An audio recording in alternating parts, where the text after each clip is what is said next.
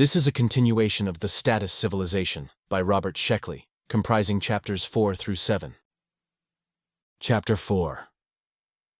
The street was deserted except for the three Hajis, who stood about 20 yards away, conversing quietly. As Barrett came through the doorway, two of the men moved back. The third, his sidearm negligently lowered, stepped forward. When he saw that Barrett was armed, he quickly brought his gun into firing position. Barrett flung himself to the ground and pressed the trigger of his unfamiliar weapon. He felt it vibrate in his hand, and saw the Haji's head and shoulders turn black and begin to crumble. Before he could take aim at the other men, Barrett's gun was wrenched violently from his hand. The Haji's dying shot had creased the end of the muzzle. Desperately, Barrett dived for the gun, knowing he could never reach it in time. His skin pricked in expectation of the killing shot. He rolled to his gun, still miraculously alive, and took aim at the nearest Haji. Just in time, he checked himself from firing. The Hajis had holstered their weapons. One of them was saying, "Poor old Draken. He simply could not learn to take quick aim." "Lack of practice," the other man said. "Draken never spent much time on the firing range." "Well, if you ask me, it's a very good object lesson. One mustn't get out of practice." "And," the other man said, "one mustn't underestimate even a peon." He looked at Barrett. "Nice shooting, fellow." "Yes, very nice indeed," the other man said. "It's difficult to fire a handgun accurately while in motion." Barrett got to his feet shakily, still holding the girl's weapon, prepared to fire at the first suspicious movement from the Hajis. But they weren't moving suspiciously. They seemed to regard the entire incident as closed. "What happens now?" Barrett asked. "Nothing," one of the Hajis said. "On landing day, one kill is all that any man or hunting party is allowed. After that, you're out of the hunt." "It's really a very unimportant holiday," the other man said. "Not like the games or the lottery." "All that remains for you to do," the first man said, "is to go to the registration office and collect your inheritance." "My what?" "Your inheritance," the Haji said patiently. "You're entitled to the entire estate of your victim. In Draken's case, I'm sorry to say, it doesn't amount to very much." "He never was a good businessman," the other said sadly. "Still, it'll give you a little something to start life with. And since you've made an authorized kill, even though a highly unusual one, you move upward in status. You become a free citizen." People had come back into the streets, and shopkeepers were unlocking their steel shutters. A truck marked Body Disposal Unit 5 drove up, and 4 uniformed men took away Draken's body. The normal life of Tetrahide had begun again. This, more than any assurances from the Hajis, told Barrett that the moment for murder was over. He put the girl's weapon in his pocket. "The registration office is over this way," one of the Hajis told him. "We'll act as your witnesses." Barrett still had only a limited understanding of the situation, but since things were suddenly going his way, he decided to accept whatever happened without question. There would be plenty of time later to find out where he stood. Accompanied by the Hajis, he went to the registration office on Gunpoint Square. There, a bored clerk heard the entire story, produced Draken's business papers, and pasted Barrett's name over Draken's.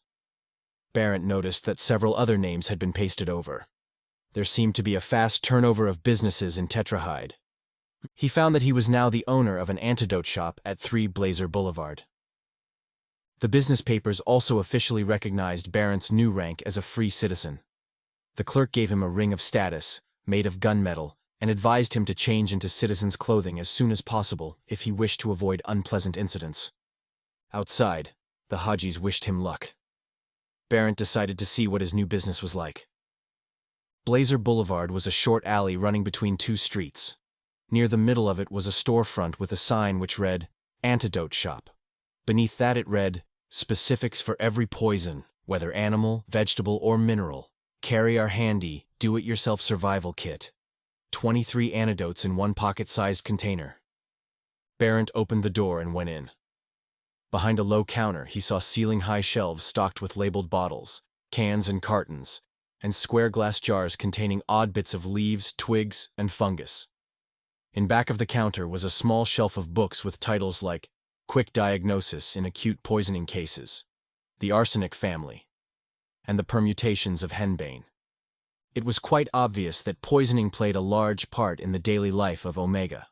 Here was a store, and presumably there were others, whose sole purpose was to dispense antidotes. Barrett thought about this and decided that he had inherited a strange but honorable business. He would study the books and find out how an antidote shop was run. The store had a back apartment with a living room, bedroom, and kitchen. In one of the closets, Barrett found a badly made suit of citizen black, into which he changed. He took the girl's weapon from the pocket of his prison ship uniform, weighed it in his hand for a moment, then put it into a pocket of his new suit. He left the store and found his way back to the Victims' Protective Society. The door was still open, and the three ragged men were still sitting on the bench. They weren't laughing now. Their long wait seemed to have tired them. At the other end of the room, Mr. Friendlier was seated behind his desk, reading through a thick pile of papers. There was no sign of the girl. Barrett walked to the desk, and Friendlier stood up to greet him. "My congratulations," Friendlier said. "Dear fellow, my very warmest congratulations.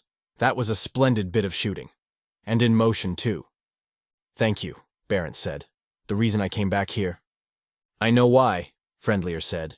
"You wish to be advised of your rights and obligations as a free citizen. What could be more natural?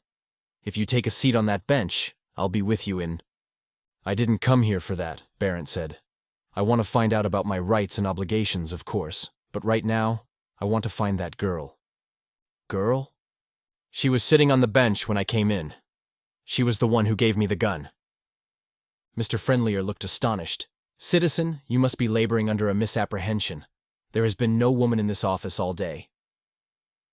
She was sitting on the bench near those three men. A very attractive dark-haired girl. You must have noticed her." "I would certainly have noticed her if she had been here," Friendlier said, winking. "But as I said before, no woman has entered these premises today." Barrett glared at him and pulled the gun out of his pocket. "In that case, how did I get this?" "I lent it to you," Friendlier said. "I'm glad you were able to use it successfully, but now I would appreciate its return." "You're lying," Barrett said, taking a firm grip on the weapon. "Let's ask those men." He walked over to the bench with Friendlier close behind him. He caught the attention of the man who had been sitting nearest the girl and asked him, "Where did the girl go?" The man lifted a sullen, unshaven face and said, "What girl you talking about, citizen?" "The one who was sitting right here?" "I didn't notice nobody." "Raphael, you see a female on this bench?"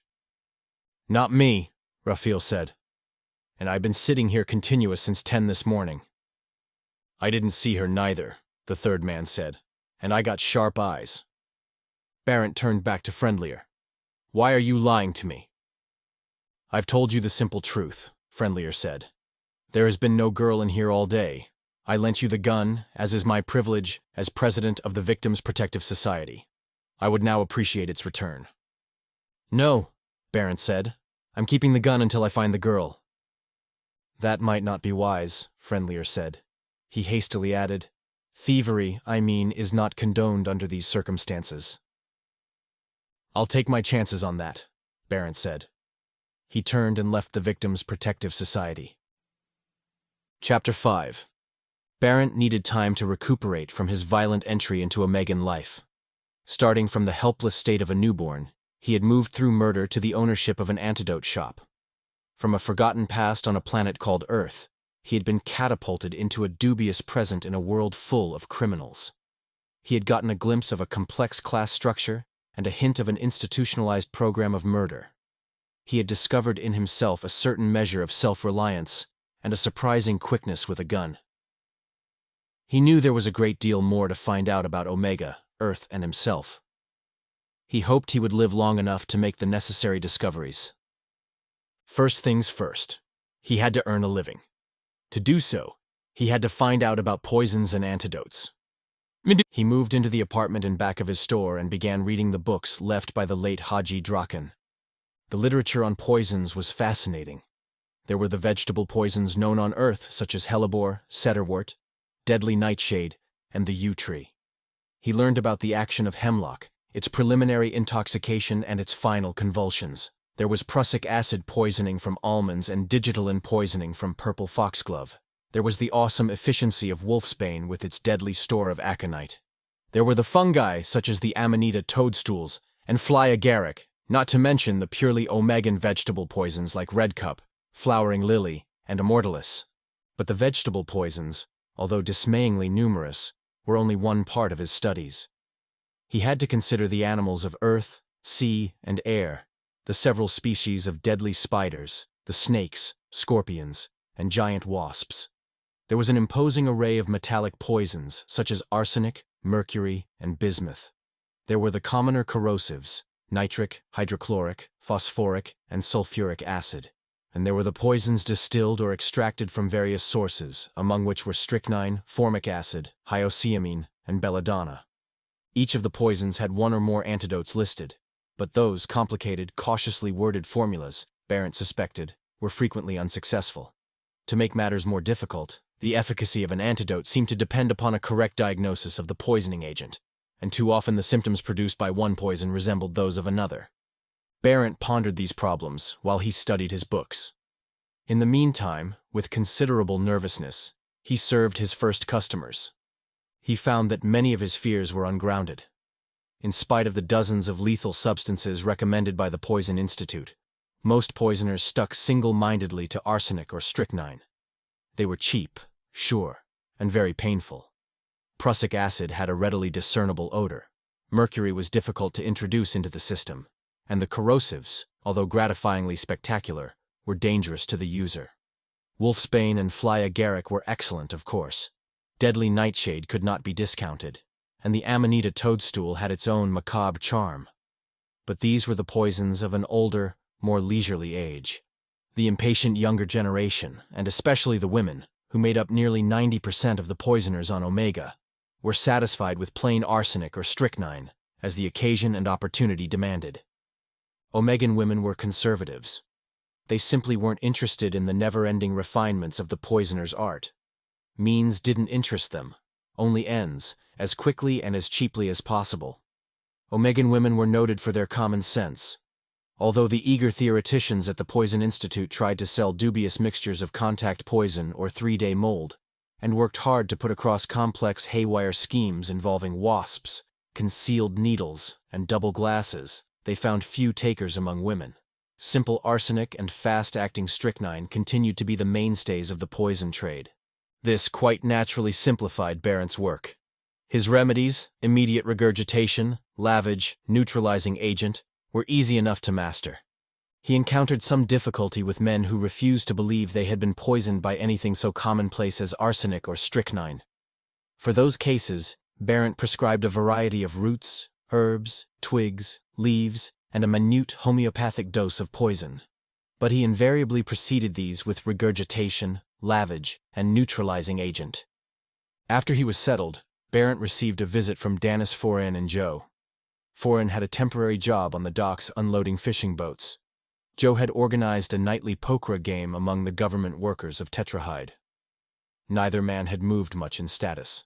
With no kills to their credit, they had progressed only as far as second-class resident. They were nervous about meeting socially with a free citizen, but Barent put them at ease. They were the only friends he had on Omega, and he had no intention of losing them over a question of social position. Barent was unable to learn very much from them about the laws and customs of Tetrahide. Even Joe hadn't been able to find out anything definite from his friends in government service. On Omega, the law was kept secret. Older residents used their knowledge of the law to enforce their rule over the newcomers. This system was condoned and reinforced by the doctrine of the inequality of all men, which lay at the heart of the Omegan legal system. Through planned inequality and enforced ignorance, power and status remained in the hands of the older residents. Of course, all social movement upward couldn't be stopped, but it could be retarded, discouraged, and made exceedingly dangerous. The way one encountered the laws and customs of Omega was through a risky process of trial and error. Although the antidote shop took up most of his time, Barent persisted in his efforts to locate the girl. He was unable to find a hint that she even existed. He became friendly with the shopkeepers on either side of him. One of them, Demond Harrisburg, was a jaunty, mustached young man who operated a food store. It was a mundane and slightly ridiculous line of work. But, as Harrisburg explained, even criminals must eat. And this necessitated farmers, processors, packagers, and food stores. Harrisburg contended that his business was in no way inferior to the more indigenous Omegan industries centered around violent death. Besides, Harrisburg's wife's uncle was a minister of public works. Through him, Harrisburg expected to receive a murder certificate. With this all-important document, he could make his 6 months' kill and move upward to the status of privileged citizen. Barrett nodded his agreement. But he wondered if Harrisburg's wife, a thin, restless woman, wouldn't decide to poison him first. She appeared to be dissatisfied with her husband, and divorce was forbidden on Omega. His other neighbor, Tem Rend, was a lanky, cheerful man in his early 40s. He had a heat scar which ran from just beneath his left ear down almost to the corner of his mouth, a souvenir given him by a status-seeking hopeful. The hopeful had picked on the wrong man. Tem Rend owned a weapon shop, practiced constantly, and always carried the articles of his trade with him. According to witnesses, he had performed the counterkill in exemplary fashion. Tem's dream was to become a member of the Assassin's Guild. His application was on file with that ancient and austere organization, and he had a chance of being accepted within the month. Barrett bought a sidearm from him. On Rend's advice, he chose a Jamia's entire needle beam. It was faster and more accurate than any projectile weapon, and it transmitted the same shock power as a heavy-caliber bullet. To be sure, it hadn't the spread of heat weapons such as the Hajis used, which could kill within 6 inches of their target. But wide-range beamers encouraged inaccuracy. They were messy, careless weapons which reinforced careless traits. Anyone could fire a heat gun. But to use a needle beam effectively, you had to practice constantly. And practice paid off. A good needle beam man was more than a match for any 2 wide-beam gunmen. Barrett took this advice to heart, coming, as it did, from an apprentice assassin and the owner of a weapon shop. He put in long hours on Rend's cellar firing range, sharpening his reflexes, getting used to the quick-throw holster. There was a lot to do, and a tremendous amount to learn, just in order to survive. Barrett didn't mind hard work as long as it was for a worthwhile goal. He hoped things would stay quiet for a while so he could catch up to the older inhabitants. But things never stayed quiet in Omega. One day, late in the afternoon as he was closing up, Barrett received an unusual-looking caller. He was a man in his 50s, heavy-set, with a stern, swarthy face. He wore a red ankle-length robe and sandals. Around his waist was a rawhide belt from which dangled a small black book and a red-handled dagger. There was an air of unusual force and authority about him. Barrett was unable to tell his status. Barrett said, "I was just closing up, sir. But if there's anything you wish to buy—" "I did not come here to buy," the caller said. He permitted himself a faint smile. "I came here to sell." "Sell?" "I am a priest," the man said. "You are a newcomer to my district. I haven't noticed you at services." "I hadn't known anything about—" The priest held up his hand. Under both the sacred and the profane law, ignorance is no excuse for non-performance of one's duties. Indeed, ignorance can be punished as an act of willful neglect, based upon the Total Personal Responsibility Act of 23, to say nothing of the lesser codicil. He smiled again. "However, there is no question of chastisement for you as yet." "I'm glad to hear that, sir," Barrett said. "Uncle is the proper form of address," the priest said. "I am Uncle Ingemar, and I have come to tell you about the orthodox religion of Omega, which is the worship of that pure and transcendent spirit of evil, which is our inspiration and our comfort." Barrett said, "I'll be very happy to hear about the religion of evil, Uncle. Shall we go into the living room?" "By all means, nephew," the priest said, and followed Barrett to the apartment in back of the store. Chapter 6. Evil, the priest said, after he had settled comfortably into Barrett's best chair, is that force within us which inspires men to acts of strength and endurance. The worship of evil is essentially the worship of oneself, and therefore the only true worship. The self which one worships is the ideal social being. The man content in his niche in society, yet ready to grasp any opportunity for advancement. The man who meets death with dignity, who kills without the demeaning vice of pity. Evil is cruel, since it is a true reflection of the uncaring and insensate universe. Evil is eternal and unchanging, although it comes to us in the many forms of protean life. "Would you care for a little wine, Uncle?" Barent asked. "Thank you, that's very thoughtful," Uncle Ingemar said. "How is business?" "Fair. A little slow this week." "People don't take the same interest in poisoning," the priest said, moodily sipping his drink. "Not like when I was a boy, newly unfrocked and shipped out from Earth. However, I was speaking to you about evil." "Yes, Uncle." "We worship evil," Uncle Ingemar said, "in the incarnate form of the Black One, that horned and horrid specter of our days and nights. In the Black One we find the 7 cardinal sins, the 40 felonies, and the 101 misdemeanors. There is no crime that the Black One has not performed, faultlessly, as befits his nature. Therefore we imperfect beings model ourselves upon his perfections. And sometimes, the Black One rewards us by appearing before us in the awful beauty of his fiery flesh. Yes, nephew, I have actually been privileged to see him. 2 years ago he appeared at the conclusion of the games, and he also appeared the year before that."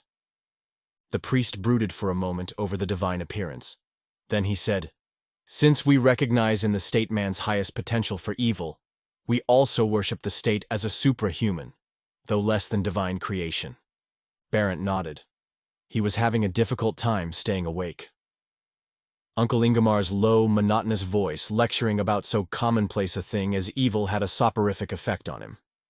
He struggled to keep his eyes open. "One might well ask," Uncle Ingemar droned on, "if evil is the highest attainment of the nature of man, why then did the Black One allow any good to exist in the universe? The problem of good has bothered the unenlightened for ages. I will now answer it for you." "Yes, Uncle," Barent said, surreptitiously pinching himself on the inside of the thigh in an effort to stay awake. "But first," Uncle Ingemar said, "let us define our terms. Let us examine the nature of good. Let us boldly and fearlessly stare our great opponent in the face and discover the true lineaments of his features." "Yes," Barent said, wondering if he should open a window. His eyes felt incredibly heavy. He rubbed them hard and tried to pay attention. "Good is a state of illusion," said Uncle Ingemar in his even, monotonous voice, "which ascribes to man the non-existent attributes of altruism, humility, and piety. How can we recognize good as being an illusion? Because there is only man and the Black One in the universe, and to worship the Black One is to worship the ultimate expression of oneself. Thus, since we have proven good to be an illusion, we necessarily recognize its attributes as non-existent. Understood?" Barent didn't answer.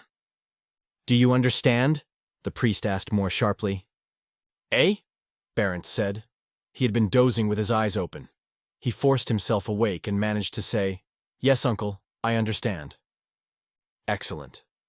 Understanding that, we ask, why did the Black One allow even the illusion of good to exist in an evil universe? And the answer is found in the law of necessary opposites. For evil could not be recognized as such without something to contrast it with.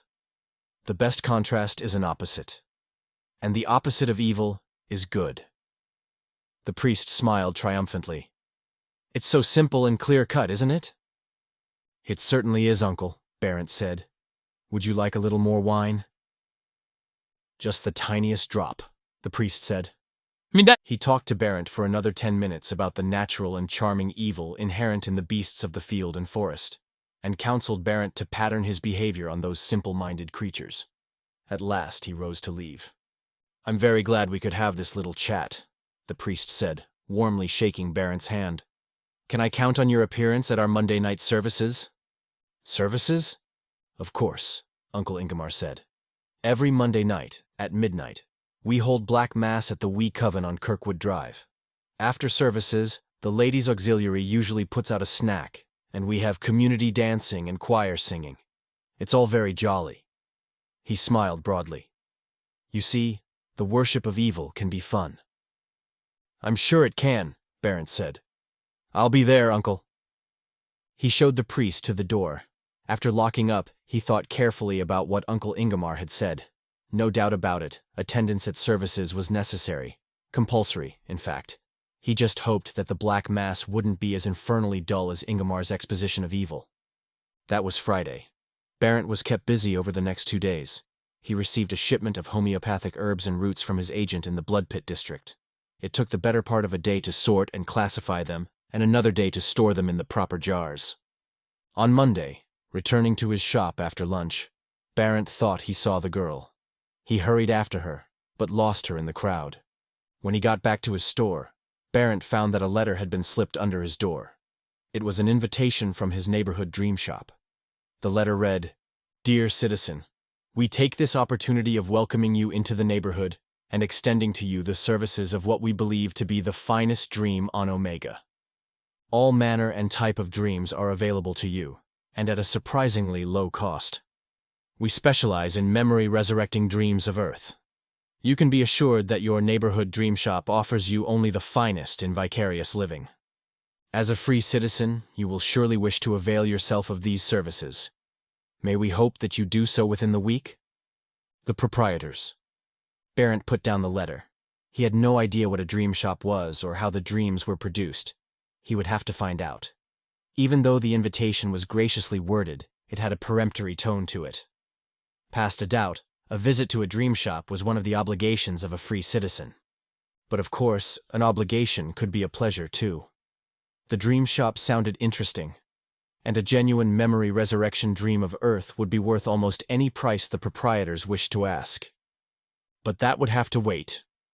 Tonight was Black Mass, and his attendance there was definitely required. Barrett left his store at 11 o'clock in the evening.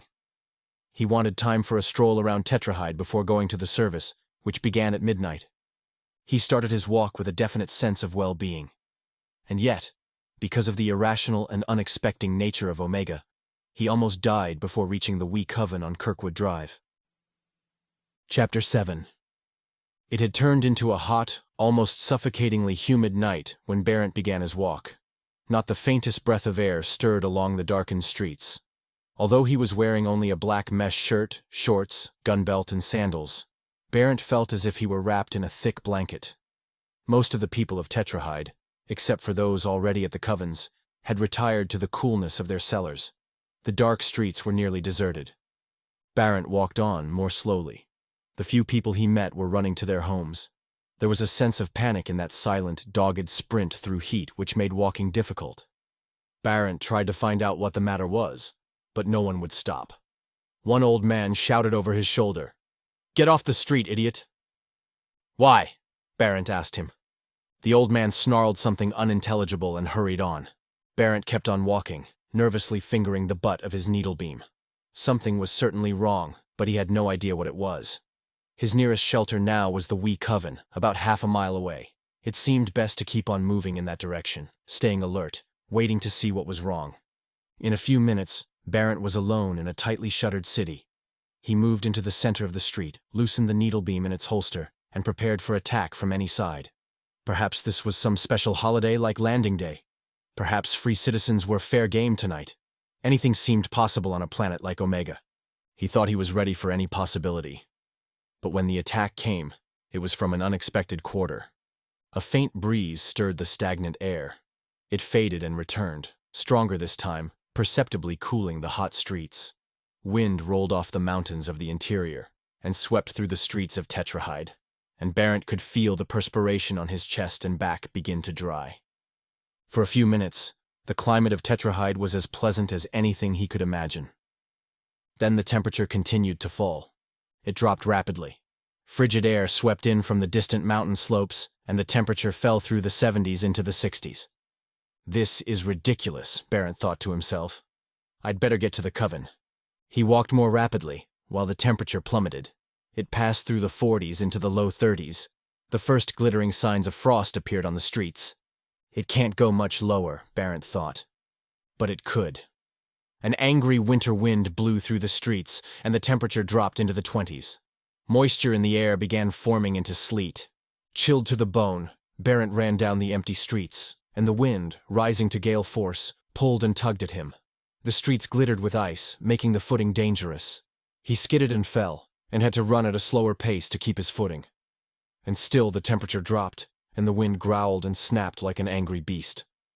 He saw light through a heavily shuttered window. He stopped and pounded at the shutters, but no sound came from inside. He realized that the people of Tetrahide never helped anyone. The more who died, the more chance there was for the survivors. So Barent continued running, on feet that felt like chunks of wood. The wind shrieked in his ear, and hailstones the size of his fist pelted the ground. He was getting too tired to run. All he could do now was walk through a frozen white world and hope he would reach the Wee Coven. He walked for hours, or for years. At one corner he passed the bodies of 2 men huddled against a wall and covered with frost. They had stopped running and had frozen to death. Barent forced himself to run again. A stitch in his side felt like a knife wound, and the cold was creeping up his arms and down his legs. Soon, the cold would reach his chest, and that would be the end. A flurry of hailstones stunned him. Without conscious transition, he found that he was lying on the icy ground, and a monstrous wind was whirling away the tiny warmth his body was able to generate. At the far end of the block, he could see the tiny red light of the Coven. He crept toward it on hands and knees, moving mechanically, not really expecting to get there. He crawled forever, and the beckoning red light always remained the same distance from him. But he kept on crawling, and at last he reached the door of the Coven. He pulled himself to his feet and turned the doorknob. The door was locked. He pounded feebly on the door. After a moment, a panel slid back. He saw a man staring at him. Then the panel slid shut. He waited for the door to open. It didn't open. Minutes passed, and still it didn't open. What were they waiting for inside? What was wrong? Barent tried to pound on the door again, lost his balance, and fell to the ground. He rolled over and looked despairingly at the locked door. Then he lost consciousness. When he came to, Barent found himself lying on a couch. 2 men were massaging his arms and legs, and beneath him he could feel the warmth of heating pads. Peering anxiously at him was the broad, swarthy face of Uncle Ingemar. "Feeling better now?" Uncle Ingemar asked. "I think so," Barent said. "Why did you take so long opening the door?" "We almost didn't open it at all," the priest told him. "It's against the law to aid strangers in distress. Since you hadn't as yet joined the Coven, you were technically still a stranger." "Then why did you let me in?" "My assistant noticed that we had an even number of worshippers. We require an odd number, preferably ending in 3. Where the sacred and the profane laws are in conflict, the profane must yield. So we let you in despite the government ruling." "It's a ridiculous ruling," Barent said. "Not really. Like most of the laws of Omega, it is designed to keep the population down. Omega is an extremely barren planet, you know. The constant arrival of new prisoners keeps swelling the population, to the enormous disadvantage of the older inhabitants. Ways and means must be sought to dispose of the excess newcomers." "It isn't fair," Barent said. "You'll change your mind when you become an older inhabitant," Ingemar said. "And by your tenacity, I'm sure you'll become one." "Maybe," Barent said. "But what happened?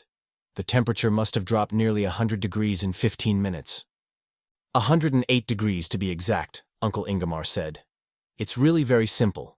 Omega is a planet which revolves eccentrically around a double star system. Further instability, I'm told, comes from the planet's peculiar physical makeup, the placement of mountains and seas. The result is a uniformly and dramatically bad climate, characterized by sudden, violent temperature changes." The assistant, a small, self-important fellow, said, "It has been calculated that Omega is at the outer limits of the planets which can support human life without gross artificial aids. If the fluctuations between hot and cold were any more violent, all human life here would be wiped out." "It's the perfect punitive world," Uncle Ingemar said proudly. "Experienced residents sense when a temperature change is about to take place and get indoors." "It's hellish," Barent said, at a loss for words. "That describes it perfectly," the priest said. "It is hellish, and therefore perfect for the worship of the Black One. If you're feeling better now, Citizen Barent, shall we proceed with services?" Except for a touch of frostbite on his toes and fingers, Barent was all right. He nodded and followed the priest and the worshippers into the main part of the Coven. After what he had been through, the Black Mass was necessarily an anticlimax. In his warmly heated pew, Barent drowsed through Uncle Ingemar's sermon on the necessary performance of everyday evil. The worship of evil, Uncle Ingemar said, should not be reserved solely for Monday nights. On the contrary, the knowledge and performance of evil should suffuse one's daily life. It was not given to everyone to be a great sinner, but no one should be discouraged by that. Little acts of badness performed over a lifetime accumulated into a sinful whole most pleasing to the Black One. No one should forget that some of the greatest sinners, even the demoniac saints themselves, often had humble beginnings. Did not Thrastus start as a humble shopkeeper, cheating his customers of a portion of rice? Who would have expected that simple man to develop into the Red Slayer of Thorndyke Lane? And who could have imagined that Dr. Lewin, son of a dockhand, would one day become the world's foremost authority on the practical applications of torture? Perseverance and piety had allowed those men to rise above their natural handicaps to a preeminent position at the right hand of the Black One. And it proved, Uncle Ingemar said, that evil was the business of the poor as well as the rich. That ended the sermon. Barent awoke momentarily when the sacred symbols were brought out and displayed to the reverent congregation: a red-handled dagger and a plaster toad. Then he dozed again through the slow inscribing of the magical pentagon. At last the ceremony neared its end. The names of the interceding evil demons were read: Baal, Phorcus, Bur, Marcosius, Astaroth, and Behemoth. A prayer was read to ward off the effects of good, and Uncle Ingemar apologized for not having a virgin to sacrifice on the red altar. Our funds were not sufficient, he said, for the purchase of a government-certified peon virgin. However, I am sure we will be able to perform the full ceremony next Monday. My assistant will now pass among you. The assistant carried around the black-rimmed collection plate. Like the other worshippers, Barent contributed generously. It seemed wise to do so. Uncle Ingemar was clearly annoyed at not having a virgin to sacrifice. If he became a little angrier, he might take it into his head to sacrifice one of the congregation, virgin or not. Barent didn't stay for the choir singing or the community dancing. When the evening worship was finished, he poked his head cautiously out the door. The temperature had gone up to the 70s, and the frost was already melted from the ground. Barent shook hands with the priest and hurried home. This concludes the second part of 8 total of The Status Civilization by Robert Sheckley, produced by Best Audiobooks for free.